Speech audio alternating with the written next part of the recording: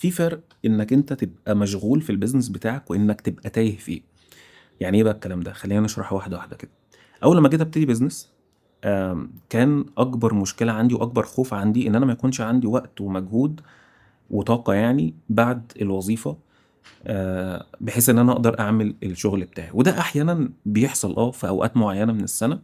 ولكن المشكله الاكبر اللي واجهتني في البدايه على الاقل هو كان موضوع العشوائيه في حاجات كتير. عشوائيه مثلا في موضوع المصروفات، عدم تسجيل مصروفات.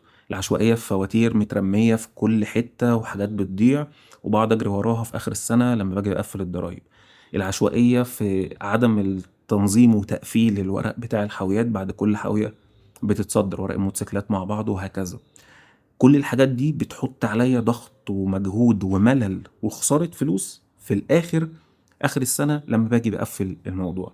لدرجة بتخليني أقول موضوع البيزنس ده مش بتاعي. تمام. طيب هنا كان لازم أشوف حل، يعني لازم أشوف حل، إما خلاص أنا مش هقدر أستحمل الكلام ده. ساعتها طبعا الحل اللي كان بالنسبة لي أو اللي أنا كنت فاكر إن هو صح، إن أنا أجري ورا هوس الإنتاجية. اعمل تايم بلوكينج واصحى في مواعيد معينه وانام في مواعيد معينه ومش عارف اعمل ايه، وده يبقى وقت كذا وكذا. وفي الحقيقه الموضوع بيجي بنتيجه. انت لما بتعمل تايم بلوكينج، ده وقت كذا وده وقت كذا وده وقت كذا، كنت بنتج فعلا وببقى مستريح نفسيا بشكل لا يصدق. لدرجه اللي هو ايه ده، انا بشتغل فول تايم واشتغل وعندي شركه وعندي وقت ومبسوط. ولكن المشكلة الأساسية في الموضوع ده إن كل ما ببدأ في القصة دي ما بقدرش أكمل أكتر من أسبوعين على أقصى تقدير يعني. ليه؟ لأن ببساطة أنا شغال فول تايم، فعندي جزء كبير جدا من اليوم بتاعي وقتي مش ملكي، مش بتاعي، بتاع للوظيفة. فمقدرش أتحكم فيه بالشكل اللي يخليني أقدر أستمر على موضوع التايم بلوكينج. طيب كان ايه الحل التاني؟ الحل التاني ان انا اشوف مشكلة اكبر مشكلة بتواجهني او اكبر مشاكل بتواجهني وابتدي اشوف لها حل، اعمل لها نظام يحلها بشكل يخليني يوفر عليا وقت ومجهود وفلوس طبعا. فالحل ده اللي هو زي ما قلت لكم، كان عندي مشاكل في موضوع المصروفات والريسيتات اللي بتضيع اللي بتخليني اخسر فلوس، وتنظيم الورق ومش عارف ايه والكلام ده.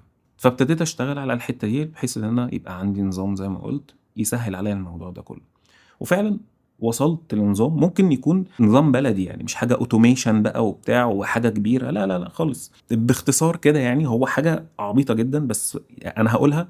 عايز اوصل برضو فكرة انك مش عشان تبقى منظم في الشغل او قادر تدير البيزنس بتاعك بشكل كويس لازم تكون عندك حاجة فانسي يعني. لا خالص، موضوع بسيط جدا. الدومين بتاع الشركة بيديني مساحة على جوجل درايف، فعملت فولدر بتاع المصروف والريسيتات. اي حاجة بشتريها ليها علاقة بالبيزنس تك بصور، وعلى الابليكيشن من الموبايل عادي اروح رافع على الفولدر بتاعها في المكان بتاعها.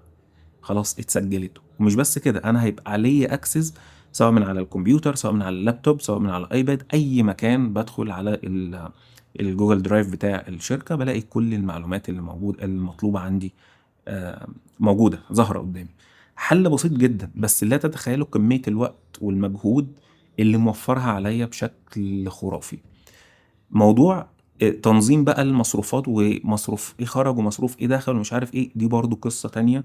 اشتركت على ابلكيشن تاني، حاجة اونلاين. ده بيسجل اوتوماتيك بقى اي مصروفات، بربطه بحساب البنك. ده بيسجل اوتوماتيك اي مصروفات خارجه اي مصروفات داخله، وانت بتقعد بقى ايه تحط ده مصروف، ده ايجار بتحطه تحت بند الايجار، ده بتحط مش عارف ايه تحت بند مثلا البنزين او العربيه، ده بتحط اسيتس، ده بتحط مش عارف ايه وهكذا. ده ربح، ده فلوس دخل، ده مبيعات، دي خساره وهكذا. وفي الاخر بيتعمل لك الفاينانشال ستيتمنت بتاعه الشركه اوتوماتيك بناء على المعلومات اللي انت مدخلها تحت كل كاتيجوري.